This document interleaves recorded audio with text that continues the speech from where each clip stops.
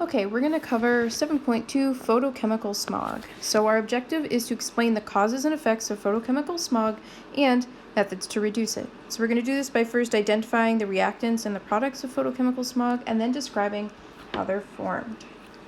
So this may get a little confusing, so I want to make this clear right now. We use the term photochemical smog, but there's several synonymous terms. So we can also call it ozone or O3, ground level ozone, tropospheric ozone, or smog. We mean the same thing. So all of these are the same general category, but it's important to note that when we specify tropospheric ozone, it's because we're also trying to differentiate it from stratospheric ozone. So that's the good ozone up in the atmosphere, tropospheric ozone, bad ozone down near the ground. So first we're going to identify our reactants of photochemical smog. So we've got three things here. We've got the oxides of nitrogen, so we call this NOx, which is really NO and NO2. It's okay, the NO gets converted into NO2 as part of this process, but it's okay to just call it NOx so that you don't risk using the incorrect one and losing yourself points by being too specific. So we're just going to use the term NOx. And the NOx comes from combustion, basically vehicles. So the combustion of gas is giving us NOx. We also have the volatile organic compounds. So you can use either volatile organic compounds or VOCs. That's okay. So the VOCs come from things like paint. They come from trees naturally. They come from gas pumps. There's a lot of sources of volatile organic compounds. They can come from burning scented candles. And we'll get into that a little bit more when we talk about the causes of smog. Or when we talk more about VOCs in itself. We are talking about the causes of smog now. So these things right here are primary pollutants. So they are the thing emitted from the source, primary pollutants. And these primary pollutants, when combined with the sun, are giving us ground level ozone, or smog, which is a secondary pollutant. So the sun is what gives us the photo part of photochemical. Just like we have photosynthesis, we've got photochemical smog. So I'm going to change colors here so we can write in a new color. Let's write in blue. Okay, so what happens over here is that the sunlight is striking the NOx. So we have the sunlight is striking the NOx, which breaks it up into a molecule of oxygen. It's giving us an oxygen. We know in our atmosphere we already have plenty of oxygen gas to go around. So those two things combined is giving us the O3. This is a natural process. It happens on its own. When we add this volatile organic compounds in here, the VOCs speed up this whole reaction.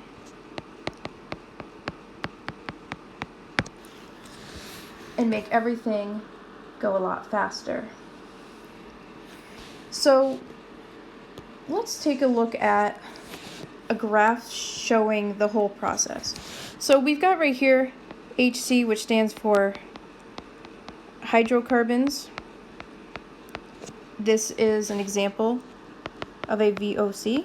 So volatile organic compounds. Volatile means something that easily evaporates. Oftentimes we think that volatile means that it's prone to exploding. Sometimes those things go hand in hand. But these are compounds that easily evaporate, that are hydrocarbons, which means they have weaker bonds so they tend to evaporate quickly. So an example of this would be methane, CH4, is an example of a hydrocarbon. So if we break down this graph, we see our NOx being emitted in the early morning. So the NO is being converted into the NO2. And the NO, we'll say NOx, is coming from morning commutes from our cars. Okay, so we have the NO and the NO2. That's the process happening because of our morning commute. You'll see here in the afternoon, the hydrocarbons, which are getting released throughout the day, they peak and then they start to decrease.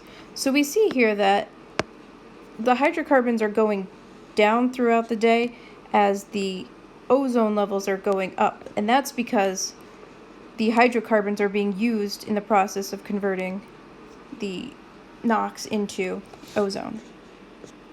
So the ozone, O3, peaks in the afternoon. And it'll be no surprise that we have more days of high ozone in the summer because we have more sun. And that's due to all the sunlight in the summertime. Okay. So there's many health effects of ozone. In Connecticut, it kills an average of 60 people a year, which is pretty concerning. So people who are at risk, such as pregnant women, people doing activities, our seniors, our infants, and our children, they're more at risk, but everyone suffers issues such as increased rates of asthma, heart disease. We can even see premature death, and this can actually be tracked to see how the air pollution is actually impacting our life expectancy.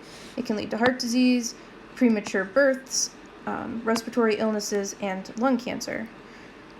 So there are several things we can do to decrease the amount of ozone that we're creating, such as walking to work, taking bikes, using public transportation, anything that decreases the amount of fossil fuels, the amount of combustion happening here on the ground. So this is a picture of London in I think it was 1966, before the Clean Air Act was enacted, so you can see that they were having a real bad smog day. So to summarize, photochemical smog is formed from reaction of NOx, VOCs, and sunlight. Ozone production increases in the afternoon and the summer, and the smog has many health effects, including heart disease and a decreased life expectancy.